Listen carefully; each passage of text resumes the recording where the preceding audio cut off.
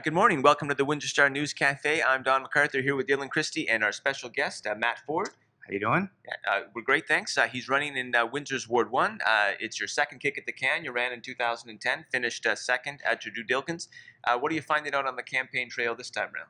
Well, I'm finding that the bees are attacking this summer, but what I'm also finding out is that people are very concerned about flooding infrastructure. I think that a lot of people want to see more investment in their ward, a little less big ticket items. I think that's the clear message when you hit the doors. So, I mean, the other thing that people are very concerned about is the M1 utility rates, their water rates. I had a gentleman yesterday saying, please explain this to me, and I explained to him time of use is starting to kick in this month, and also the fact that insurance rates are bumping up 50 to 60% in some areas due to flooding. So, you know, what I've been reiterating to people is that, look, if we don't invest enough in infrastructure and you're not necessarily flooding and your neighbor is flooding, the way they figure out insurance rates and calculate them is that they actually zone it and say this whole area is a flood area, and that's what's been happening. And people have been saying, even though I haven't flooded, why is my insurance rates going up? So, you know, I'm very concerned about that. Okay. And so what, we just have to divert money to spend it on the sewers, or how do we fix this flooding problem? Like one of your candidates has floated a loan program, your opponents has floated a loan program. Yeah. Well, I think that's a risky plan. What ends up happening with the loan program is that if you don't pay it back, it's going to go on your taxes, and the city's going to be basically become a collection agent, which I think is a very risky thing to do. What I think is a better plan is actually what the city's been doing with the basement subsidy flood program is actually providing the money. And I believe, if I read in the budget correctly, IRCA is matching some of the funds. So if we just bump that up and include some other things, like I've spoke to people about, is on your backwater valve, there should be an alarm, because if it slams shut, to protect you from migrating water from the sewers into your home in reverse, what ends up happening is when you run water in your home, it will actually come into your basement, flood your basement anyway, your own dishwater or shower water. So if you don't have that alarm system, you should get it, and I think the city should cover that.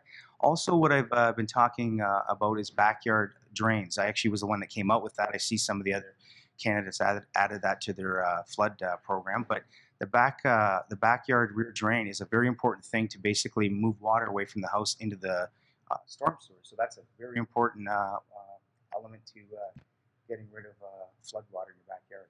Awesome. Now, you're also a big advocate for transparency and accountability at City Hall. Right. Should the city have an auditor general? Absolutely, and I spoke out against that, and I wrote about that.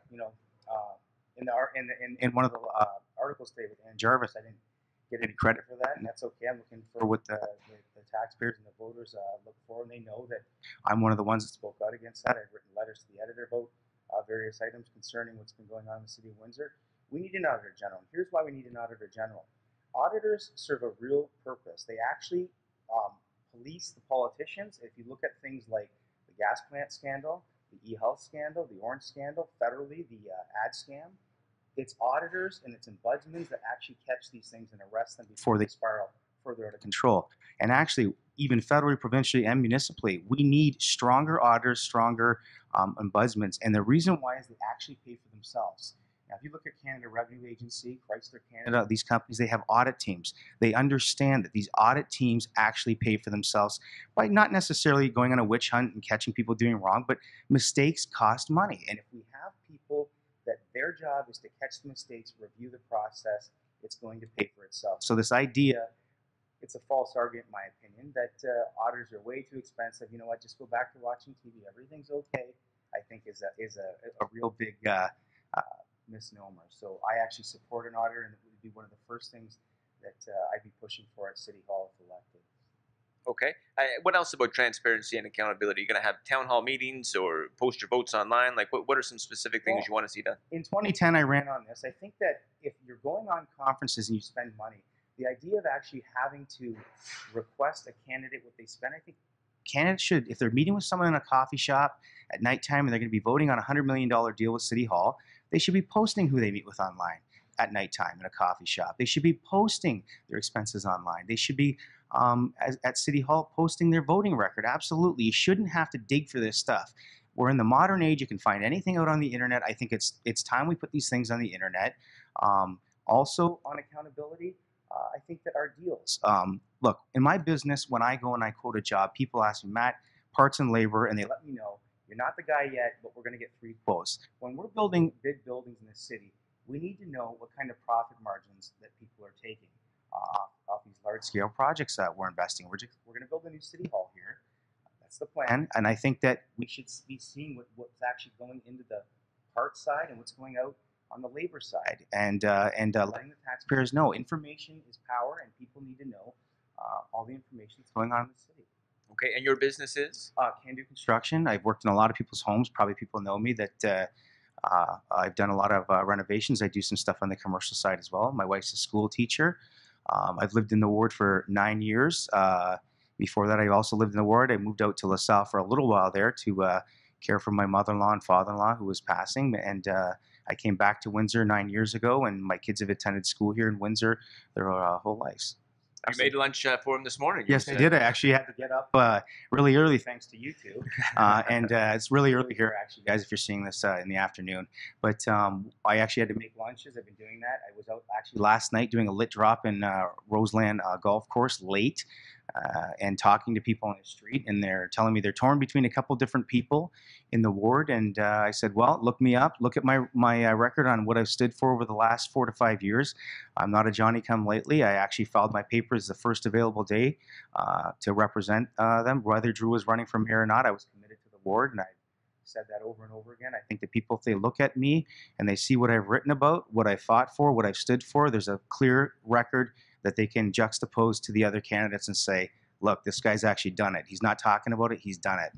How many doors have you knocked on, would you say? Well, look, I'd like to knock on every door. I was telling someone, I don't believe in cloning, but for myself, I wish I could clone myself or at least get some stand-in doubles. But I've knocked on, I'm going to say, a good couple thousand doors, and this is working, 10-hour days. People know me. If you see my posts on Facebook, I'm missing 2-3 meals, and I can afford to miss the 2-3 meals. We all can, and knocking on doors late at night. But I'm also delivering literature, again, just to reinforce that I'm coming through your area. So if I've missed you, I apologize, but like I said, it's a massive ward, and I'm going to try to get to everybody by Sunday. All right, now a big election issue this year has been a tax freeze. Is there one? Isn't there one? Of course, Ward 1 incumbent Drew Dilkins, who's now running for mayor, he says there has been. What's your take? Well, look, the fact that they got to keep talking about it, sort of like my son, he kept asking when he started realizing Santa Claus wasn't real. He kept saying over and over again, Dad, is Santa real? Dad, is Santa real? And I said, you obviously know Santa's not real. That's why you keep asking, but no, he's not real. And it was a little bit of a letdown to him. And I think when I go to the doors, people say to me, you know what, Matt, I don't believe there's a tax freeze. And even if there was a tax freeze, I know they just bumped it up in some other areas. We have one pocketbook, and if they're taking it out of the same pocket, it's still coming out of the pocket. But to go into the numbers, I'll just say this. 10 years ago, we were collecting $254 million in revenue. We're now at $300 million in revenue. The education component of your taxes, if you look at residential tax history online, has dropped consistently. The province is taking education off your taxes and uploading it to the province. As that's happening, they're bumping up the tax rate to collect those revenues and scoop them up. They've done it worse on business. And here's the thing. In 2008, we had a crash. And during that crash, GM, Martin Rita Fabco, Ford, multiple companies pulled out. We lost people contributing to the tax base. We also lost multiple millions in reassessments. Devonshire Mall, Casino Windsor. So less people are paying. We have lower employment. We have more people leaving the city, more vacancies, yet we're collecting $300 million from the $254 million 10 years ago. So if you look at that, you're going to say, where'd the money come from? The money came from you. Now, if you dropped roughly 16 to 19% in property value in the 2008 assessment, we lost 5.5%. In the 2012 MPAC assessment, we lost 3.9%. Collectively, as a city, we lost about $1 billion almost in property values. So what did they do? They raised the mill rate to collect the revenues or more. If you lost at those rates, you may have escaped a tax increase. So if you look at your tax and say, well, I'm pretty much even over the last few years, that's fine. But one last thing that happened is, and people brought it up, well, Matt, the revenues have been at $300 million for the last few years. That's right. But you got to understand, if you bumped up the tax rate right after the 2008 collapse excessively, in other words, we raised the tax rate at the highest rate we could because we anticipated that we wanted to say we froze taxes. So you're over collecting in revenues. And what you do is you have a revenue wash. You have all kinds of revenues left after the tax years. That's why when you compare the budget to the actual spent, there's always revenue left over. They say, oh, look, we have a $6 million surplus. I can do that at my home. I could say, honey, I'm going to go shopping. Say, I need $300 for groceries. Spend $250, take $50, put it in my pocket, and go out and have a nice time with the boys. So that's really what happened. So, I mean, I think people get that. People have said that to me. No, I don't believe there was a tax rate freeze. And you know what? The minute you say something over and over again, I think people kind of say, I'm calling you on that. It didn't happen. Okay. 30 seconds. Let's wrap it up. Why should we Ward 1 residents vote for Matt Ford? Well, like I said, I have the record to actually say I had the rally in front of Emlyn in 2010. I'm pushing for an Auditor General. There's nobody that has a greater knowledge of Enwin Utilities, what's going on in there, than me. There's nobody, as people saw, that went to the Ward 1 debate. What happened? I answered the questions in entirety.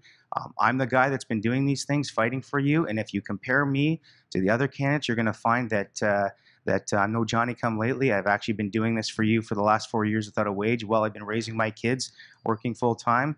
And I would hope that they look at that record and say, look, Matt Ford is the guy. He's been doing this. Okay. Thanks for joining us here, Matt, in the Windsor Star News Cafe. Thank you, guys. And I'll talk to Marty about getting you guys a raise because you guys deserve it. All right? Appreciate it. Thank you. Thanks, guys.